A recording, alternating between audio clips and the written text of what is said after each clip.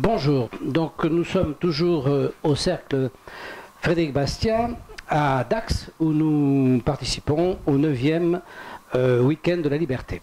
Alors là, j'ai le plaisir d'interviewer Madame Virginie Pradel. Madame Virginie Pradel est un professeur de droit fiscal en fin de cursus.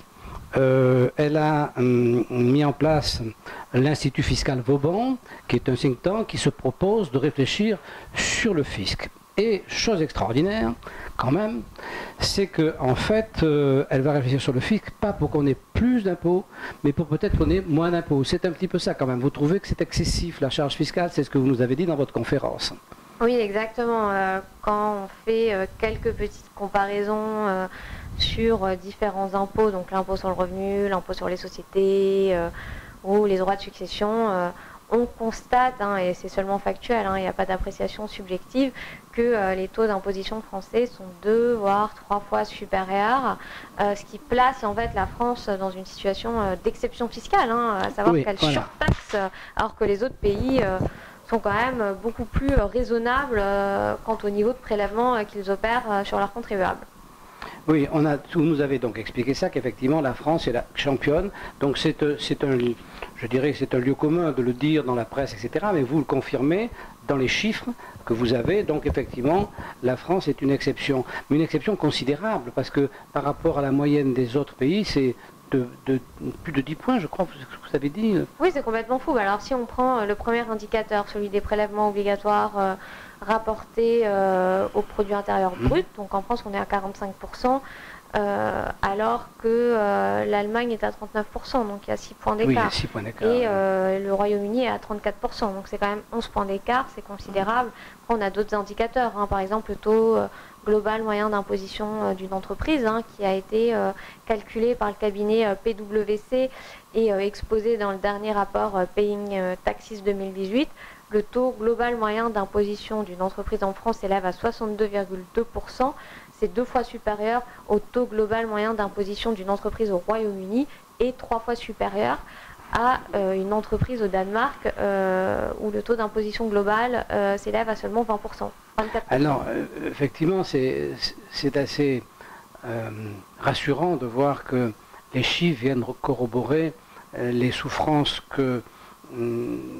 qu'apporte aux contribuables français la difficulté de cette charge, parce que c'est quand même une charge lourde et donc ça impacte l'économie, évidemment.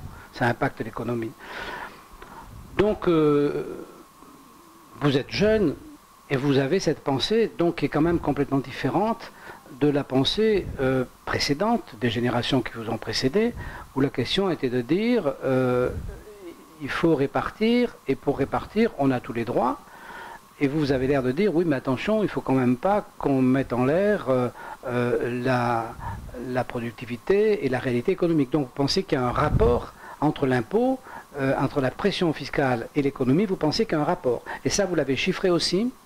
Oui, alors juste pour expliquer mon cheminement, parce que je pense que ça pourrait être celui d'autres personnes, moi je n'ai pas commencé à être libérale en lisant les auteurs, parce que vous savez comme moi qu'on n'y a pas accès quand on est à l'université, pourtant j'étais à Dauphine et j'ai pas découvert la pensée libérale d'emblée. C'est par le biais de mon métier de fiscaliste que j'ai été amenée en fait en me spécialisant en contrôle fiscal, à voir toute la violence qui s'exerçait sur les contribuables, les taux d'imposition complètement exorbitants qui pesaient sur les entreprises comme sur les ménages. Vous avez vu la misère fiscale de près. La misère fiscale des contribuables en détresse. Alors c'est vrai que parfois j'essaie de mettre une petite dose d'humour parce que bon, faut pas que tout le monde se jette par la fenêtre, mais c'est vrai que la situation reste quand même dramatique. Il y a des gens qui se retrouvent vraiment dans des situations, complètement dramatiques. Et voilà, c'est cette souffrance en fait qui m'a fait remonter la pelote, sachant que cette pression fiscale en fait résulte de la gabegie publique de l'État qui fait n'importe quoi depuis des années. Donc je pense que le biais fiscal est un moyen pour les gens de vraiment réfléchir au système français dans sa globalité, sachant qu'on commence par ce qui est le plus agaçant et qu'on arrive à ce que les gens ne comprennent pas trop, les dépenses publiques. Dans cette misère fiscale, qui est la partie psychologique, qui touche quand même des centaines de milliers de gens par an, des millions. est-ce que vous avez remarqué que quand ils sont agressés directement par un contrôle, une chose comme ça, est-ce que vous avez remarqué cette chose extraordinaire?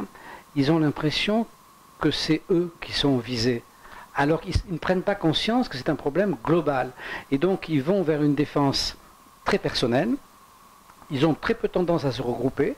Ils ne sont pas, si vous voulez, dans la position du syndicaliste qui, quand son patron l'enquiquine, va voir le syndicat. Donc, ce qui est assez logique, il cherche, quand une personne est agressée, elle cherche à regrouper ceux qui ont la même agression et à se défendre. Et on n'a pas ce phénomène avec le fisc où les gens sont tellement tétanisés quand c'est tellement énorme, ils ont l'impression que quelqu'un leur en veut. Ils ont l'impression qu'il y a une manœuvre, et ils ne se rendent pas compte que c'est la réalité de la vie fiscale. Oui, il y a beaucoup de honte, les gens ressentent beaucoup de honte, ils se cachent. D'ailleurs, c'est assez révélateur. Les gens, en général, quand ils ont un contrôle fiscal, vont voir une personne complètement extérieure à leur entourage. Ils peuvent avoir un fiscaliste qui leur donne des conseils dans leur entourage, mais dès qu'il y a de la fraude fiscale, là, on essaie... on a honte, on n'arrive pas à un dîner en disant qu'on est poursuivi pour fraude fiscale. Et moi, je suis tout à fait d'accord avec vous. Ce qui me manque en France, c'est une action, un rassemblement des contribuables, un mouvement Poujade, si on veut, qui peut être critiqué. Moi, je trouve que c'est très bien quand même ce qu'ils ont fait. Oui, je suis d'accord. Et surtout, moi, je trouve formidable, aujourd'hui, à la conférence que vous avez faite, il y avait quand même quelques jeunes. Cette année, je crois qu'il y a une dizaine de jeunes qui sont venus. Je trouve ça extraordinaire. Avant, il n'y avait jamais. Donc, si vous voulez, si les nouvelles générations... Parce que dans le fond, le but, c'est quoi? Le but, c'est d'arriver à rebondir sur ce sujet avant que le pays s'effondre complètement. De toute façon, on rebondira. De toute façon, si vous voulez, ou ça fera faillite, et il faudra repartir autrement, ou on va arriver à freiner avant le précipice. Alors, pour la première fois, moi je vous avoue que cette année, je suis complètement surpris de voir des gens jeunes comme vous qui prennent conscience de ça. Ça n'existait pas, il faut que vous sachiez que vous êtes une nouveauté. Et donc, s'il y en a beaucoup... En France, bon, je souhaite longue vie à votre think tank, là, parce que si vous arrivez à regrouper... Jusqu'à présent, ce qui s'est fait, il y avait Del Sol qui était là, c'est contribuables associés. Mais contribuables associés, c'est pas... si vous voulez, ça ne va pas au cœur philosophique des choses, au cœur culturel des choses que nous a expliqué ce monsieur qui était avant vous, monsieur Wolfman, je crois qu'il s'appelle, ça va pas, ça va contribuer associé, ça va dans le détail, ça dit bon, on pourrait moins dépenser là, on pourrait bien, mais je pense que c'est plus profond, quoi. Et je crois que vous êtes plus dans cette profondeur sociétale, c'est-à-dire de la loi finalement. C'est pas l'application, c'est la loi qui est mal faite. Bon. Et donc j'ai l'impression que vous êtes plus là-dedans. Moi, ça m'a beaucoup plu. Vous avez fait un livre, quelque chose? Non, on n'a rien proposé aux gens. Non, là, j'ai que ma thèse. Donc... Alors on ne peut pas leur dire que mais votre thèse, quand elle sera faite, on pourra l'acheter. Oui, alors c'est sur quoi la thèse? Alors c'est sur la faute du contribuable. Et en fait, l'idée, c'est de montrer que ce qu'on reproche en fait aux contribuables, c'est pas vraiment une faute. Enfin bon, là, je résume brièvement, mais comment dire, ce qu'on reproche aujourd'hui aux contribuables, c'est plutôt une mauvaise interprétation de la loi. Enfin, en fait, il est poussé à la faute, si on veut, par l'administration fiscale, dès lors que la loi fiscale est mal rédigée et qu'en fait, le contribuable tombe dans le piège de cette loi. Il tombe dans le piège à tous les coups. Voilà, donc. En plus, si vous voulez, dans les contrôles fiscaux, moi je pense que le vrai tricheur, c'est très marginal, mais il y a des gens qui, effectivement, ont des métiers particulièrement durs. Je pense par exemple aux restaurateurs. L'argent n'est pas gagné de la même manière pour tout le monde. Il y a des gens, et on l'accepte pour les salariés, on considère qu'il y a des salaires qui sont plus méritants que d'autres. Il y a des gens qui gagnent leur argent en risquant leur vie. Et c'est pareil dans les situations commerciales, libérales. Il y a des commerces où vous avez des peinards, puis il y a des commerces où les types ils se couchent à 3 heures et ils se lèvent à 6 heures. En fait, c'est des trucs infernales. Et donc, ils ont peut-être tendance à gratouiller 5 ou 10%. Moi, je trouve que c'est 5 ou 10% qui vont gratter. Si vous voulez, ça ne met pas la patrie en danger. Et puis, c'est une petite compensation à l'effort colossal qu'ils font. Donc, on ne peut pas les pénaliser comme c'est en train de vouloir se faire, parce que ça n'a rien à voir avec un gangster. Enfin, je veux dire, comparer les fraudeurs fiscaux, entre guillemets, tels que par brasser de milliers, le fisc en prend tous les ans, je trouve ça absurde. Et vous savez, en tant que jeune professeur avocate, je me demande, vous avez parlé tout à l'heure, je me demande franchement s'il n'y aurait pas lieu de faire un procès en diffamation au syndicat unifié des impôts pour avoir dit qu'il y avait 100 milliards de tricheurs, et surtout particulièrement dans l'impôt sur le revenu. Ça veut dire c'est stigmatiser une partie de la population, qui n'est déjà que 50% de la population, qui paie l'impôt sur le revenu, et aller dire que ces gens sont des tricheurs à la hauteur de 100 milliards, ce qui est quand même pas rien, c'est un peu plus que l'impôt sur le revenu. Je trouve que c'est aussi diffamatoire que quand Le Pen a tort, et il est naturel qu'il soit condamné, dit la délinquance, c'est les Arabes. Bon, il a tort, c'est vrai, mais quand le syndicat unifié des impôts dit la délinquance, c'est les gens qui paient l'impôt sur le revenu et c'est 100 milliards, non mais c'est n'importe quoi. Non, mais c'est vrai que c'est... c'est diffamatoire. Non, mais moi je trouve ça hyper intéressant et c'est vrai qu'il faudrait creuser ce point. Et c'est sûr qu'il y a beaucoup d'assertions vraiment douteuses. Parce on parlait tout à l'heure de comment faire pour en parler, mais déjà faire un procès comme ça, faire un procès en diffamation, si votre sectant vote, faire un procès en diffamation en disant mais halte là, halte au feu, là c'est de la propagande, et puis ça prend diffamatoire. Donc si vous voulez, moi je trouve ça vraiment grave. Et voilà, je vous soumets... Non, mais c'est une idée, de toute manière il faut creuser et je pense qu'en fait il faut... rassembler le plus de personnes possible. Moi j'ai beaucoup aimé votre blog témoignage fiscal parce que je pense que quelque chose qui doit être fait à l'avenir et auquel d'ailleurs je songeais moi je pense qu'en fait l'administration continue de persécuter les contribuables parce que tout ça se fait dans l'opacité, c'est-à-dire que les gens ont plus ou moins l'impression que les gens se font persécuter mais ils ne le voient pas, ils voient pas les gens en fait, c'est invisible en fait, c'est la souffrance invisible. Mais quand on les mettra, vous savez, parce que le coût du pénal, c'est pas si mal que ça. Parce que moi, au pénal, j'y vais souvent, puisque je poursuis souvent mes agents du fisc en conclusion, je perds toujours. Mais quand vous allez au pénal, vous voyez la misère du monde. Parce que là, vous voyez les pauvres types qui sont là, qui se sont fait gauler. Bon, c'est sûr que c'est pas bien ce qu'ils ont fait, mais vous voyez que ça va vraiment pas, quoi. Et les magistrats, les flics leur disent beaucoup du mal des magistrats, ils ont tort, parce que les magistrats, au pénal, justement sur le point de société, ils ne sont pas mauvais, parce que les gens, ils sont très malheureux. Hein.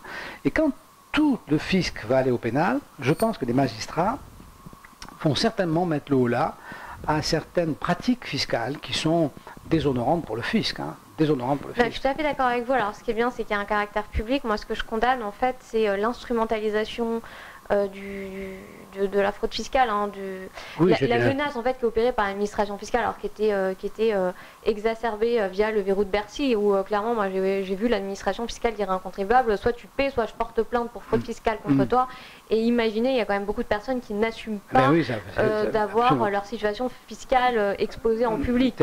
Donc c'est plutôt l'instrumentalisation par l'administration fiscale que je condamne.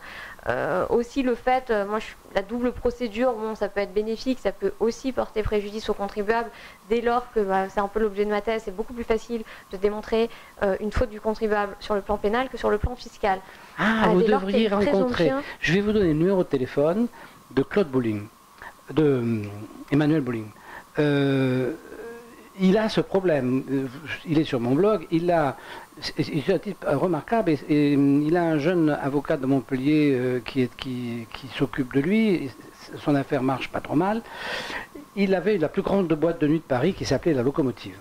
Il a été, je vous raconterai ça parce que c'est trop long là, mais il a donc été allumé par le fisc et au pénal, il a été élargi.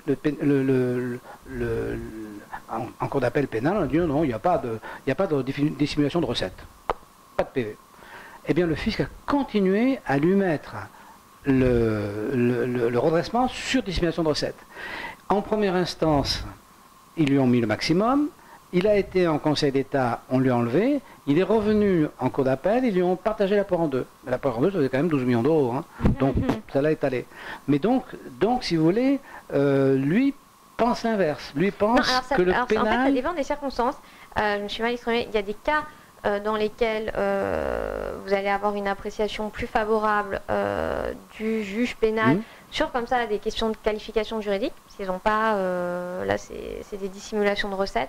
Non, moi c'est plus par rapport à la responsabilité des dirigeants, c'est beaucoup plus facile en fait, comme il y a une présomption pénale de responsabilité du dirigeant d'entreprise, c'est d'ailleurs pour ça que l'administration fiscale porte plainte pour fraude fiscale quand il y a un contentieux fiscal autour d'une entreprise, c'est pour engager la solidarité des dirigeants. Solidarité des dirigeants, c'est-à-dire qu'on va condamner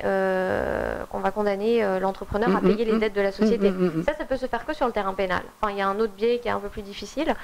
Donc en fait,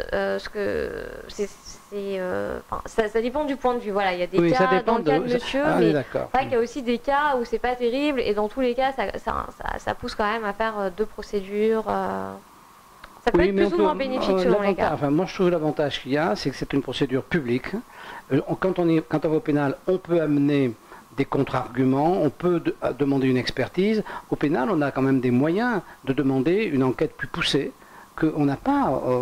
Je suis d'accord avec vous, mais il y a beaucoup de gens quand même qui, pour une question de réputation, des gens qui n'assument pas de se lancer. Oui. Allez voir Brassens, la réputation. Non, mais c'est vrai que moi j'ai vu des gens qui étaient complètement pétrifiés à l'idée d'aller devant un juge pénal avec, c'est vrai que peu de gens vont en prison, mais bon, ça reste une éventualité. Non, mais, il y a des gens vous avez raison. En plus, franchement, la première fois qu'on y va, on est. Non, mais la première fois qu'on y va, on a peur. C'est la cour des miracles. On a peur, puis tout est fait pour qu'on ait peur. C'est fait pour ça. Eh bien écoutez, voilà, donc on a fait le tour. Donc merci d'avoir accepté ce petit interview. Merci d'avoir amené votre dynamique et votre jeunesse à ce week-end de liberté qui prend de l'ampleur chaque année. C'est formidable. Ça prouve quand même qu'il y a une petite évolution. Et puis donc, bonne chance pour votre examen, comme vous allez l'avoir, l'agrégation. Bonne chance pour l'agrégation. Et puis quand vous aurez votre agrégation, n'oubliez pas de nous dire votre thèse, de m'envoyer à Témoignage Fiscal et à Frédéric Bastiat les références de votre thèse, qu'on peut acheter toujours les thèses. Oui, bien sûr, voilà. Oui. Voilà. Je ferai un petit résumé. On la lira avec plaisir. Voilà.